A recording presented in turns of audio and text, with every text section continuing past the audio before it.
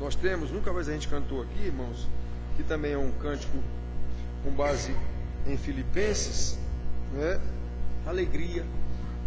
Alegria é poder viver sem importar qual a situação.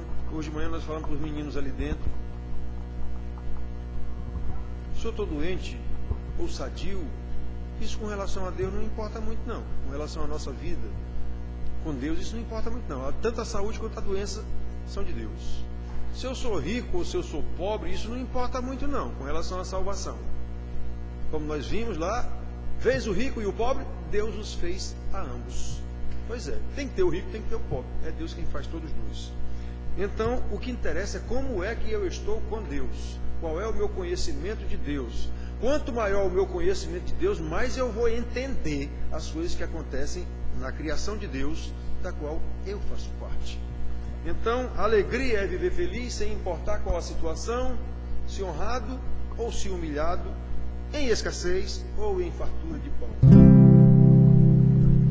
Alegria é viver feliz, sem importar qual a situação, se honrado ou se humilhado, em escassez ou fartura de pão.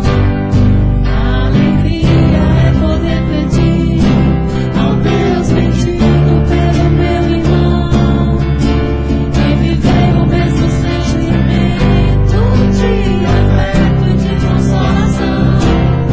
Alegria é saber Deus segundo a sua glória e riqueza. é sobre nossas necessidades, com certeza. Alegria é tudo perder, sem perder nada do amor de Deus. Desde Cristo o conhecimento dos caminhos seus. Alegria, todo dia, Essa alegria do Senhor nunca vai acabar.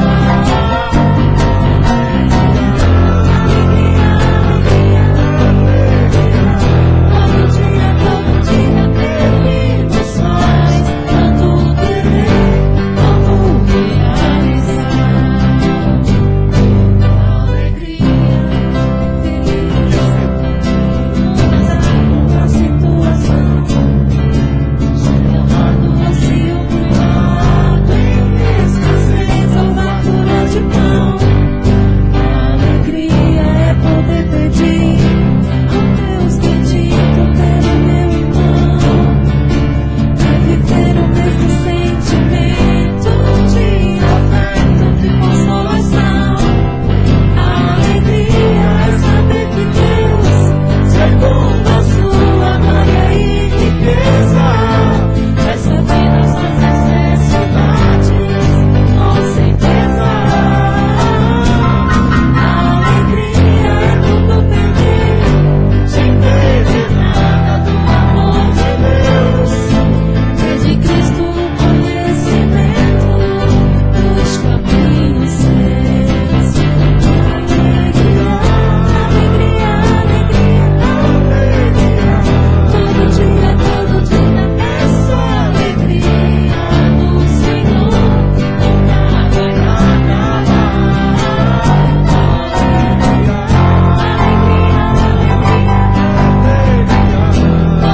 acabar. Todo dia, Ele nos faz tanto querer quanto realizar.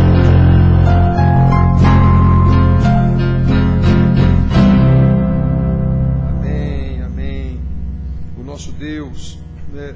Por isso mesmo, queridos, a gente, entendendo a salvação, como diz o escritor aos Hebreus, capítulo 2, versículo 3, como escaparemos nós se negligenciarmos a tão grande salvação? Então, quem conhece a salvação, não há como não viver, para a glória de Deus, uma gratidão tremenda por ter sido eleito, escolhido, salvo por Deus e agora conduzido por Deus. Não há como não ser assim. Simplesmente não há como não ser assim. Então, faz de mim um servo teu, Senhor. Deus é o Rei dos Reis, Jesus, o ungido de Deus. dos reis, ungido de Deus, a vida, Supremo Pastor, o inefável, louvado seja o teu nome, vive em mim, libertador, mais precioso do que pérolas, mais radiante do que o sol, brilha em mim, a luz da esperança, eleva a Deus, a minha voz, glória a Deus, te dá vitória, glória a Deus, que reina em glória e poder, glória a Deus, a minha estrela da manhã, faz de mim servo teu, glória a Deus, glória a Deus,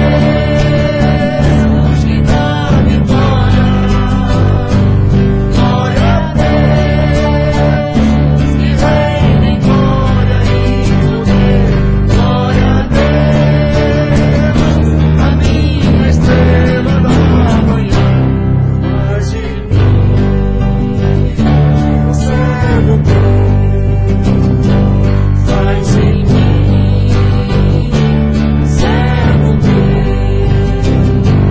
faz de mim servo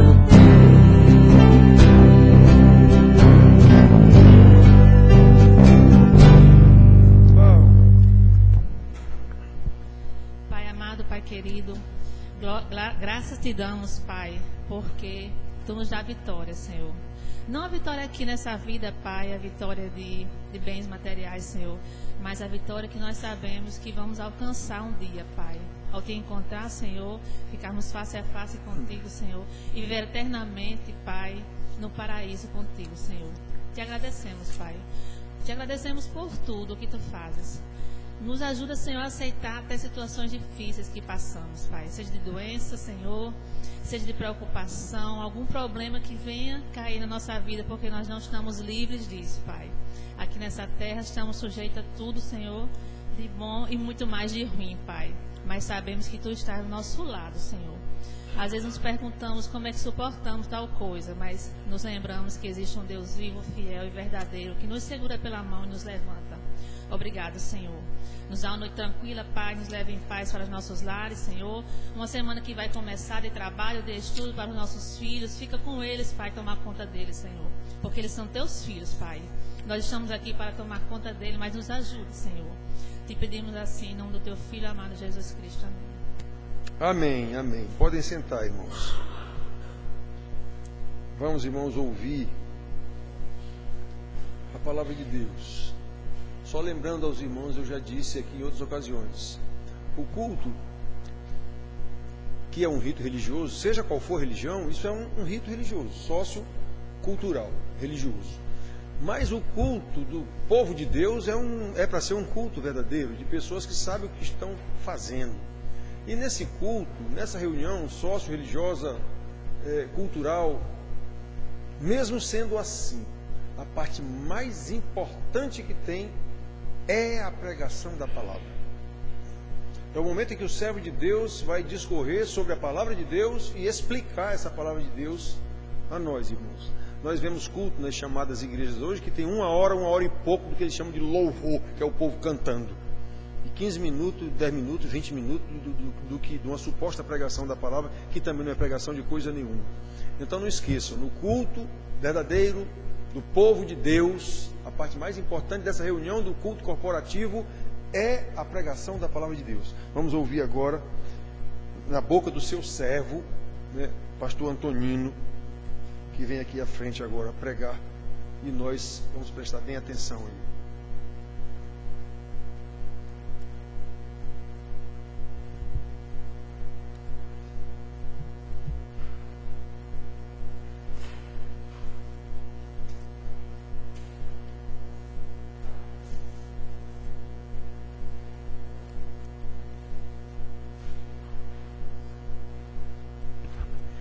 Graça e paz, amados. Abramos a palavra de Deus no livro de Gênesis, capítulo 21, versos de 8 a 21. Assim diz a palavra do Senhor. Agar no deserto. Isaque cresceu e foi desmamado, e nesse dia em que o menino foi desmamado, deu a Abraão um grande banquete. Vendo Sara que o filho de Agar, a egípcia, o qual ela dera à luz a Abraão, caçoava de Isaque, disse a Abraão: rejeita essa escrava e seu filho, porque o filho dessa escrava não será herdeiro com Isaque, meu filho. Pareceu isso muito penoso aos olhos de Abraão por causa de seu filho. Disse, porém, Deus a Abraão: não te pareça isso mal por causa do moço e por causa da tua serva. Atende a Sara em tudo o que ela te disser, porque por Isaque será chamada a tua descendência.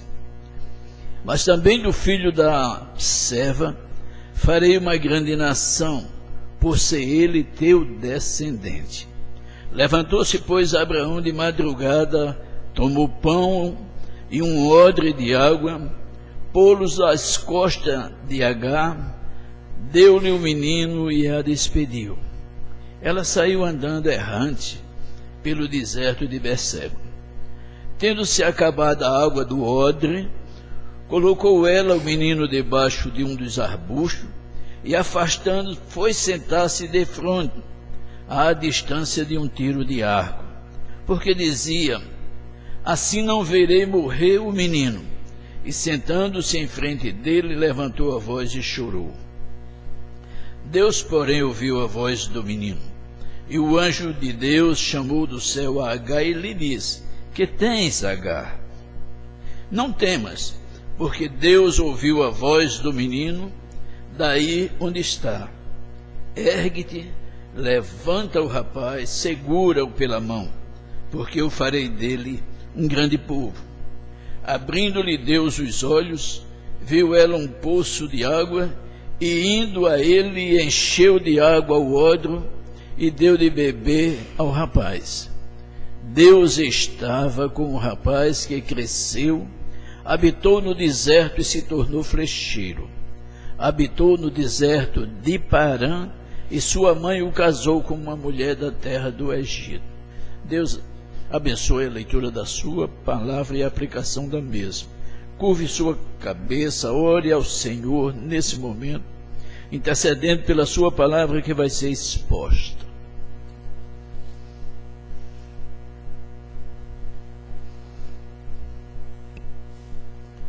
Senhor Deus, amado Pai que está nos céus, nós te rendemos graça, ó Pai, pela oportunidade de celebrarmos um culto de adoração e louvor ao teu santo nome. E agora, ó Pai, nós suplicamos a unção do alto para a tua palavra que vai ser exposta. Que o Senhor, pois, esteja à frente desse trabalho. Toma-nos em tuas mãos. Capacita-nos a interpretar a tua palavra com toda fidelidade. E que ela possa, nesta noite, servir de edificação para os teus servos. Em nome e por amor do Senhor Jesus, é que nós te suplicamos. A minha mãe era uma mulher de pouca, mas pouquíssima mesmo, leitura. Afinal de contas, ela aprendera a ler na Bíblia. E ela fazia sempre a sua devocional. Sempre estava a celebrar conosco a palavra do Senhor. E teve o cuidado, teve o zelo de nos ensinar. E os seus filhos, dessas poucas letras que ela aprendera, todos, e eram 10, se tornaram médicos, advogados, engenheiros e cientistas. E nenhum se desviou do seu ensino. E minha mãe me saturou a respeito de Paulo de Tarso. Ela me saturou. E a mesma coisa ela fez com a história de Abraão. E ali o deserto se entrelaçou em nossas vidas. E hoje nós vemos as pessoas dizerem: você está atravessando um deserto, você está em dificuldade, você está atravessando um deserto. Amados, a Bíblia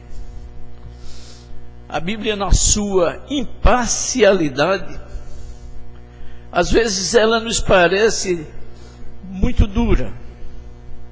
Ela nos parece como se fora de granito, quando ela narra certos episódios com a tranquilidade de quem está apenas relatando um fato, porque toda a emoção vai ficar por conta do leitor. E é bastante difícil, é muito difícil alguém não se comover com esse relato de uma mãe com um odre de água aos ombros, um filho pequeno pegado pela mão e serem mandados embora, deserto afora, sem um mínimo de segurança, sem qualquer proteção. E tudo isso por conta de que a sua senhora, num acesso, num momento de ciúme, exigiu do próprio marido que mandasse embora a escrava e seu filho, como se ela não tivesse nada a ver com essa história, como se ela não fosse a responsável pela a situação criada. Afinal de contas, foi dela a ideia. Ela dera sua escrava para que seu marido lhe gerasse um filho, mesmo sabendo da promessa de Deus. E é difícil, mas como é difícil acreditarmos que ela escolhera exatamente um dia festivo, quando o filho do seu marido, quando o seu próprio filho Isaque é desmamado. E Abraão agora dera em comemoração um grande banquete. Tão somente seu filho maior, Ismael, brincara com o irmão pequeno, com o irmão paterno. E isso durante os festejos, as festividades. E Sara entendera aquela brincadeira como uma ofensa. No verso 10, disse a Abraão: rejeita essa escrava e seu filho, porque o filho dessa escrava não será herdeira com Isaque, meu filho. Talvez, no sentido que damos à palavra deserto, talvez o deserto vivido por Sara não se acabara com o nascimento do seu filho Isaque. E de outra forma, ela não seria feliz vivendo com a outra mulher e seu filho. Mas, amados, como nós mudamos de comportamento conforme o mudar das circunstâncias.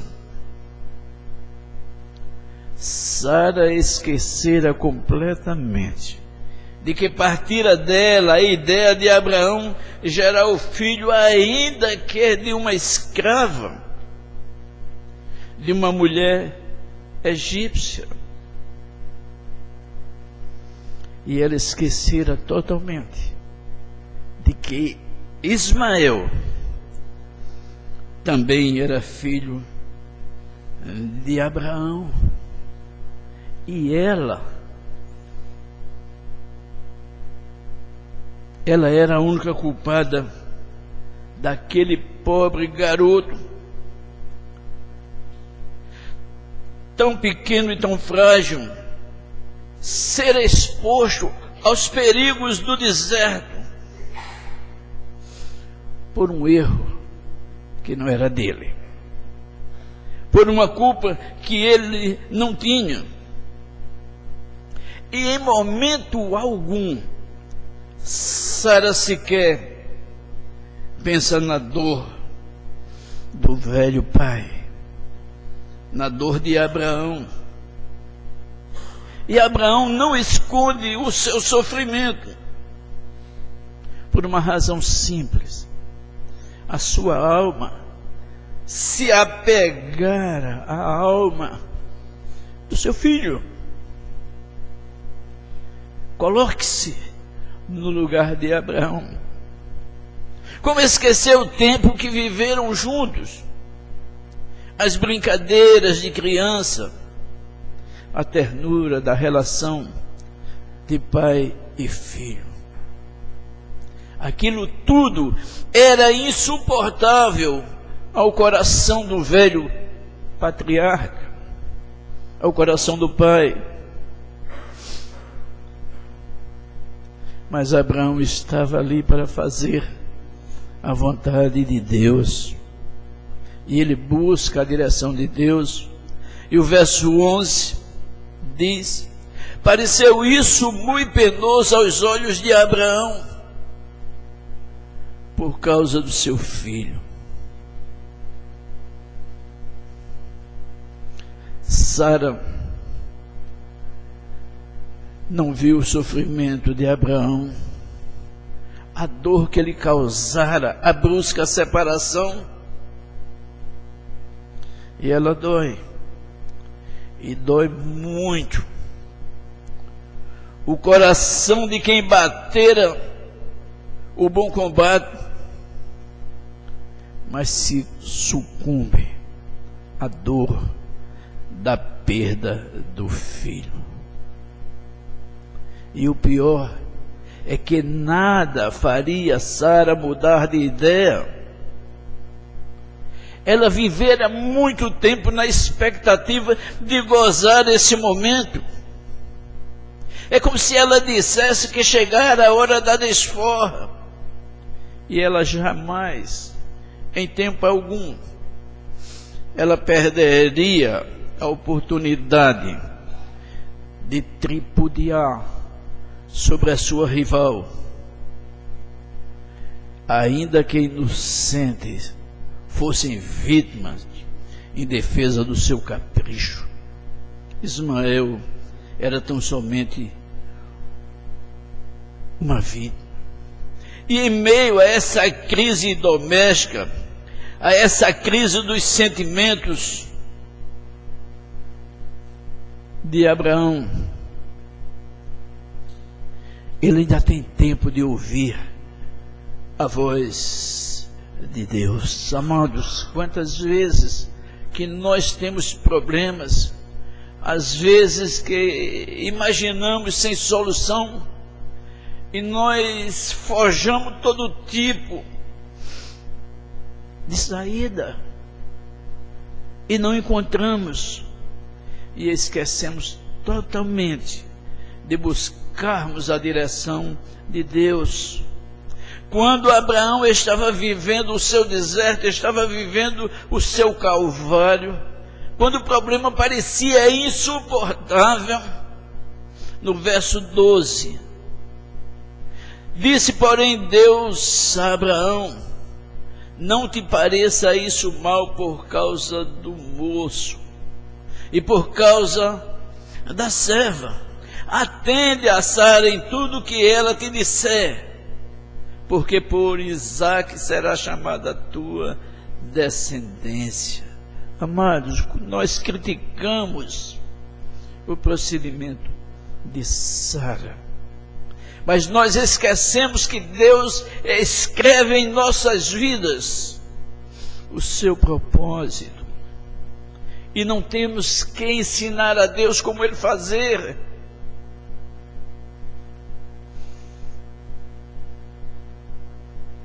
Deus estava usando Sara para cumprir o seu eterno propósito na vida do patriarca Abraão. Sai da tua terra, da tua parentela, vai para uma terra que eu te darei,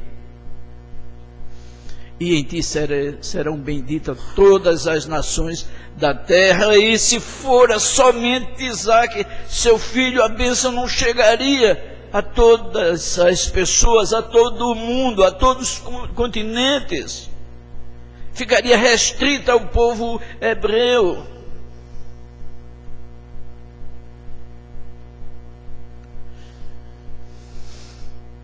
Abraão nem imagina, ele nem sequer supõe que aquilo que Deus estava fazendo com ele era apenas o começo.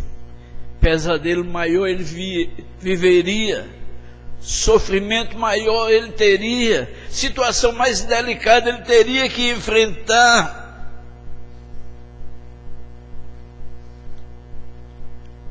Abraão jamais pensara no que Deus pediria a ele a respeito de Isaque. Uma espada vai traspassar a sua alma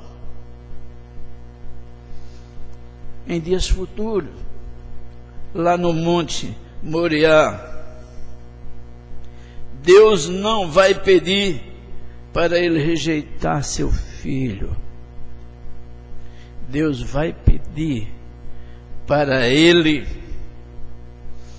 a vida do seu filho.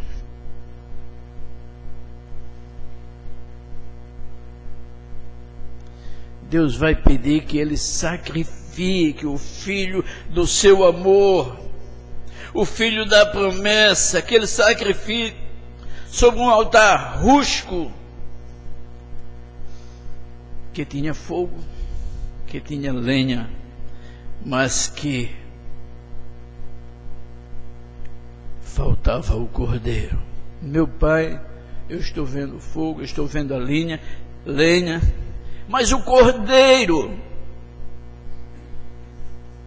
onde é que está? Pense na dificuldade do velho Abraão, que acabara de perder o filho mais velho, e agora Deus lhe pede o filho do seu amor, a garantia da promessa. E é onde é que está o cordeiro?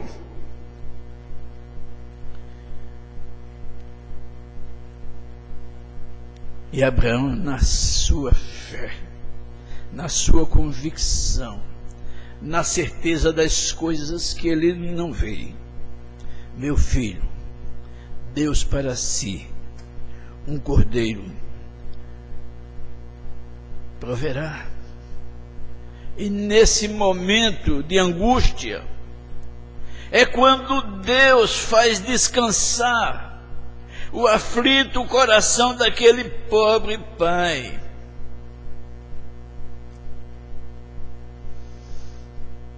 E o interessante aqui é que Deus vai agir,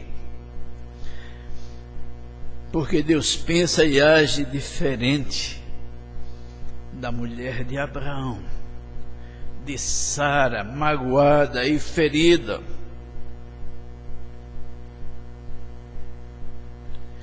É certo que Ismael não era o filho da promessa, mas ele era filho ele era descendente de Abraão. E sobre ele cairiam todas as bênçãos prometidas a Abraão e toda a sua descendência. E isso sem qualquer exceção. E Abraão e Ismael, filho de Abraão, estava dentro desse projeto de Deus. Diz a palavra de Deus em que, querendo Deus agir, quem impedirá? Quem impedirá o braço do Senhor? Nem as circunstâncias. No verso 13, mas também do filho da serva farei uma grande nação, por ele ser teu descendente. Penso, eu acho, a Bíblia não diz, mas diante dessas palavras consoladoras de Deus, se acalmou o aflito coração de Abraão. Ele agora pôde descansar, ele agora conseguiu dormir, ele estava tranquilo. Pense no dia que ele tomou a decisão de mandar Ismael embora, deserto afora. Ele naquela noite não conseguiu dormir, ele não estava tranquilo. E assim ele viu chegar a madrugada. No verso 14, levantou-se, pois, Abraão de madrugada, tomou pão e um odre de água, uma bolsa d'água, pô-lo às costas de Agar, deu-lhe o menino e a despediu. A cena é dolorosa, a cena é pesada. Agar saiu andando errante pelo deserto de Berseba. Diante dos seus olhos se estendia a imensidão do deserto, aquele sol quente, abrasador.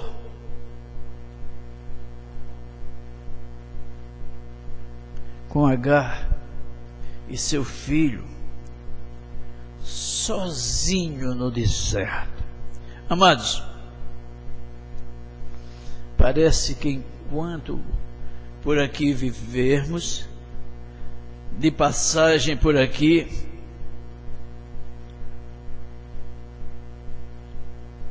nós também estamos no deserto, fadado a enfrentar o deserto nosso de cada dia.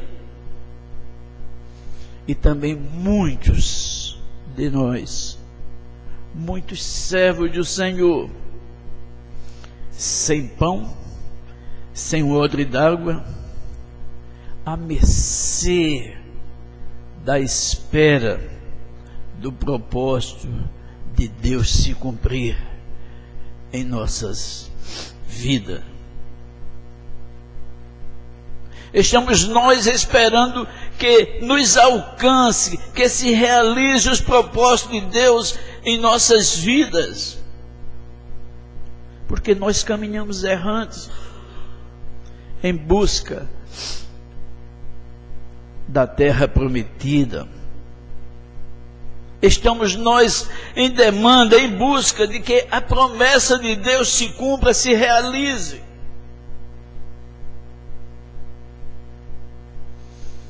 Mas o pior é que muitas vezes estamos pensando no deserto nosso de cada dia como um lugar de fome, de sede, de sofrimento. Quando muitas vezes o deserto deve ser visto como lugar de provação e muitas vezes de bênção. A palavra de Deus diz que o Senhor Jesus acabara de sair do Jordão, aonde fora batizado, onde o próprio Deus proclama: esse é o meu filho.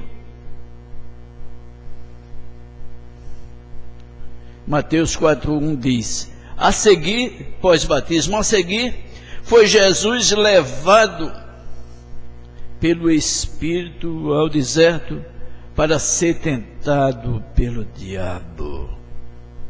Jesus também teve que enfrentar o seu deserto. É quando nesse momento, depois de jejuar 40 dias e 40 noites, diz a palavra de Deus que após esse jejum prolongado, o Senhor Jesus teve fome. Aí nesse momento, o tentador aparece.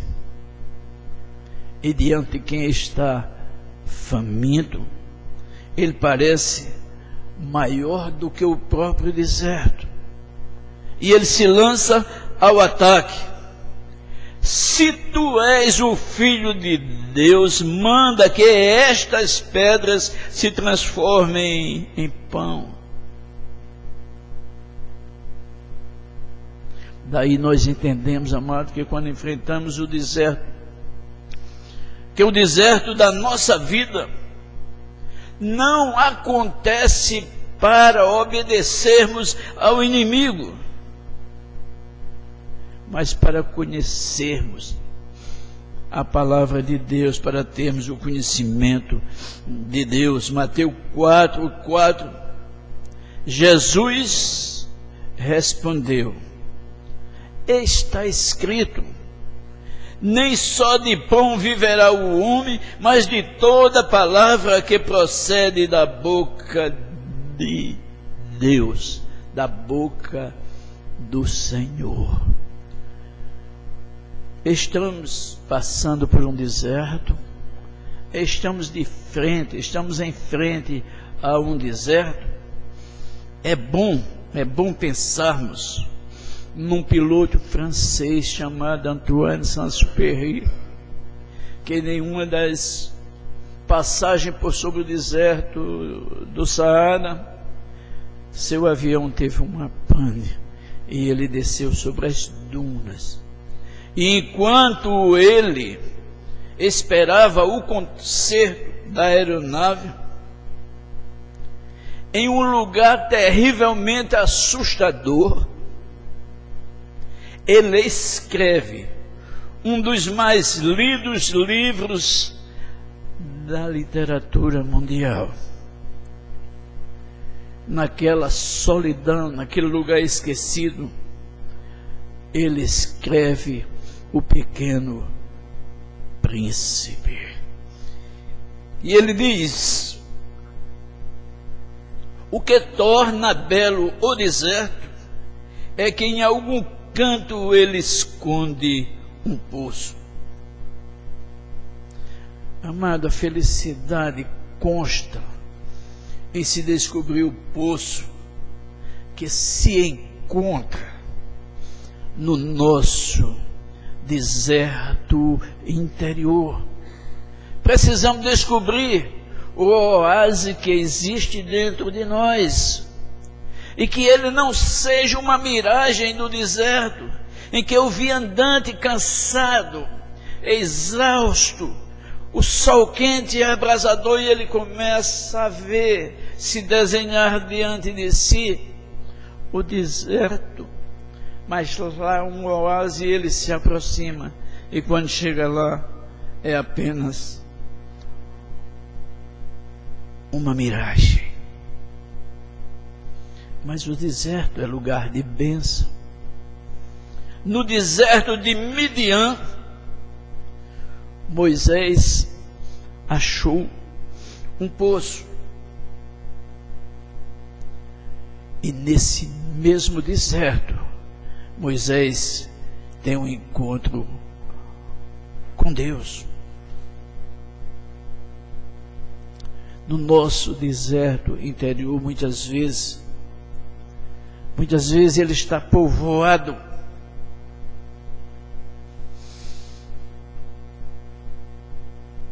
coisas negativas que nós carregamos.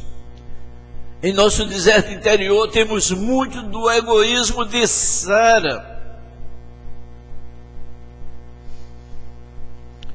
Sara só pensa na herdade, na herança.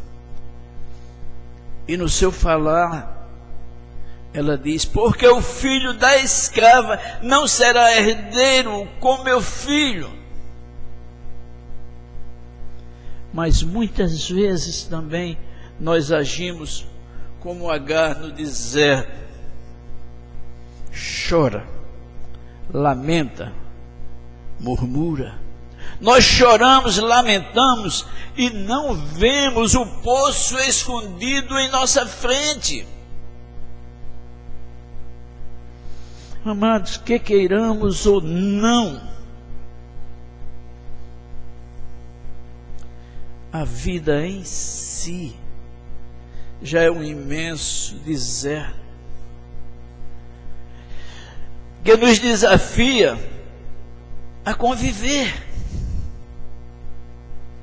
O desafio de Agar e de Ismael, a convivermos com as nossas diferenças, com as nossas desigualdades.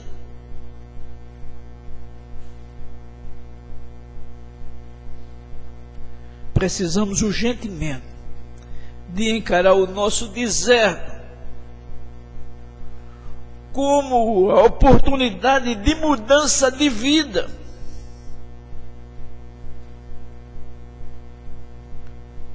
Momento de redirecionar o rumo da nossa vida, que é quando nós descobrimos o projeto que Deus tem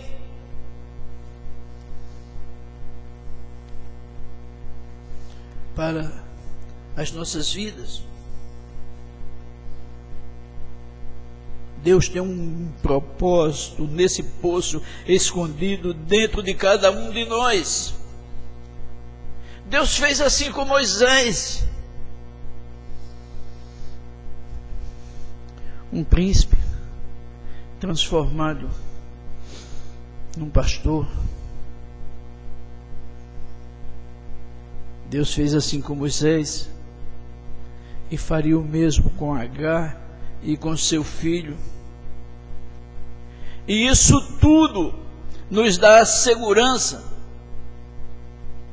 de que da mesma forma que ele cuidou de Moisés, da mesma forma que ele cuidou de Agar e de Ismael, do mesmo jeito ele será conosco. Ele assim fará, ele assim agirá com cada um de nós. Porque tão somente diz a palavra de Deus que Deus é fiel e justo para fazer tudo aquilo que Ele prometeu. Ele é o mesmo. Abraão ficara em casa com a sua dor, e lá fora, em pleno deserto, bate o pânico, chega o medo, porque as pessoas envolvidas ali são humanas. Verso 15: Agar coloca o filho debaixo de uma árvore sem água e afasta-se. Fica à distância de um tiro de arco, 150 metros. E ela está cheia de medo. No verso 16 diz: e afastando, foi sentar-se defronte à distância de um tiro de arco, 150 metros. Porque dizia: assim não verei morrer o menino. E sentando-se em frente dele, levantou a voz e chorou. Ela agora só podia se lamentar, ela agora só podia murmurar, porque na realidade vivera com Abraão, mas não conhecera o Deus de Abraão, diferente de Ismael, que era hebreu, filho de Abraão. O garoto está tranquilo, Ele não tem qualquer medo. Ele não dá vez ao pânico. Ele é um hebreu. Ele não era escravo, embora fosse filho de uma. E ele tinha como certo a promessa do seu pai, Abraão. E enquanto a sua mãe, a escrava, chorava e se lamentava, ele orava, segundo o costume do seu pai, segundo aprendera do seu pai, a ouvir a voz de Deus. Verso 17. Deus, porém, ouviu a voz do menino e o anjo de Deus chamou do céu a Agar e lhe disse: que tens, Agar? Não temas, porque Deus ouviu a voz do menino daí de onde está. Deus está atento, amado, às orações que nós fazemos. Às vezes nós oramos, às vezes nós insistimos com Deus, e nós queremos a resposta imediata. Queremos fazer de Deus uma internet, queremos a resposta assim que terminamos as nossas orações, e quando Deus não responde, nós murmuramos contra Ele. Esquecemos que o tempo de Deus não é o nosso tempo. E muitas vezes o silêncio de Deus é a melhor resposta que Ele está nos dando e nós não entendemos.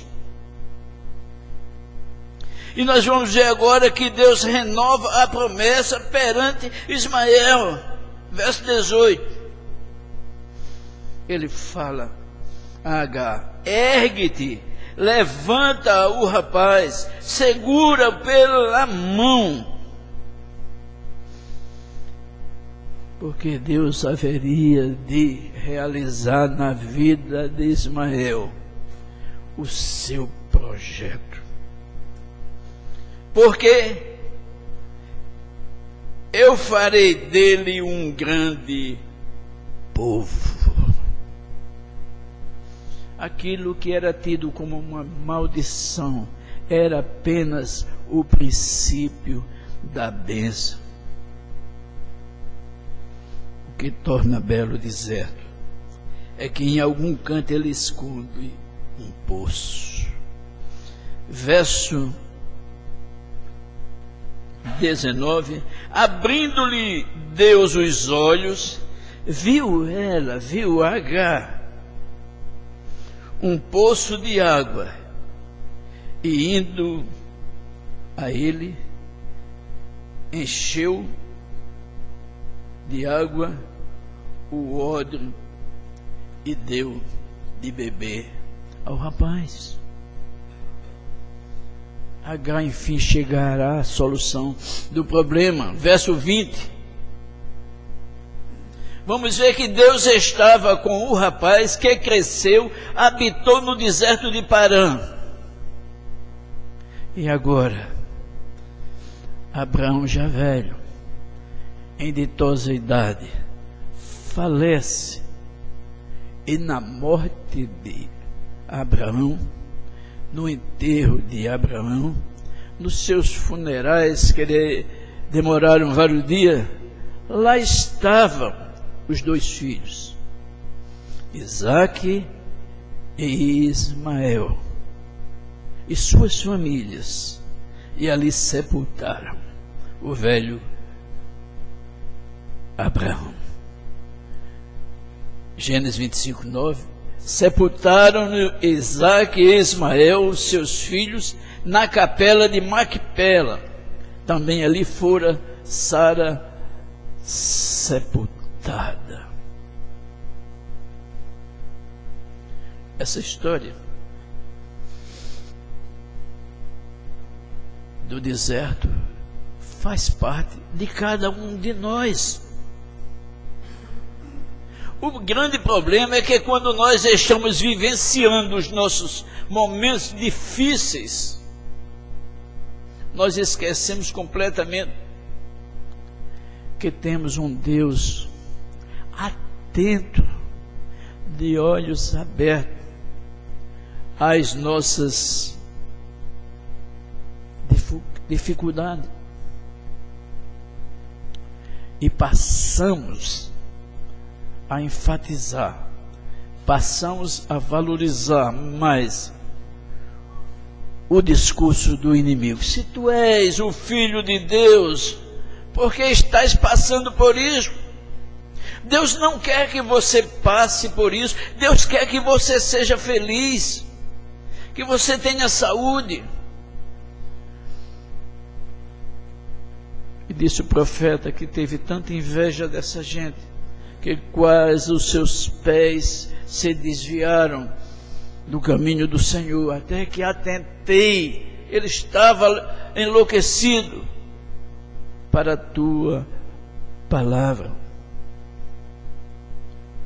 Ouvimos o mundo a dizer: isso não vem de Deus. Rejeite um problema.